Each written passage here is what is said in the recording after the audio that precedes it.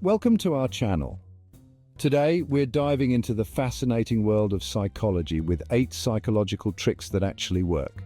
You know, folks, I've spent over 40 years dealing with people, their problems, their relationships, and let me tell you, the human mind is a fascinating thing. There are hidden levers and buttons we can push and prod to get the outcomes we want. Now, I'm not saying we should go around manipulating people, but understanding these tricks can give you an edge in life, help you navigate your relationships better, and maybe even get ahead in the game. So, buckle up and let's get real about these psychological tricks that actually work. Now, how many times have you been in a conversation and it feels like pulling teeth to get the other person to open up? You ask a question and they give you a one-word answer. Frustrating, right? Well, that's where the power of silence comes in. You see, most people are uncomfortable with silence. It makes them feel awkward, like they need to fill the void. So next time you're trying to get some information, ask your question and then shut your mouth.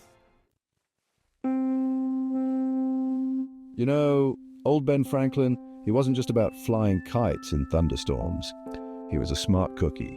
And he figured out that if you want someone to warm up to you, ask them for a small favor. Now you might be thinking, why would I do someone a favor if I want them to like me? But here's the thing. When someone does something nice for us, it triggers something in their brain. They start to justify their actions by thinking, well, I must like this person if I'm doing them a favor. It's a simple trick, but it works. And this one's a classic. You want something? Maybe it's a raise, a new car, whatever. Now, instead of going in with your reasonable request, you hit them with the outlandish, over-the-top ask first. Something they're almost guaranteed to refuse. Then after they've shot you down, you come back with your real request. See, because they've already said no once, they're more likely to say yes to the smaller, more reasonable request. It's all about perspective, folks. This one's all about expectations. You know how they say, whether you think you can or you think you can't, you're right? Well, the Pygmalion Effect is kind of like that. If you believe in someone, if you set high expectations for them and let them know you have confidence in them, they're more likely to rise to the occasion. On the flip side, if you treat someone like they're incompetent, guess what? They're probably going to fulfill that expectation too. And this is the opposite of the door in the face. Here you start small.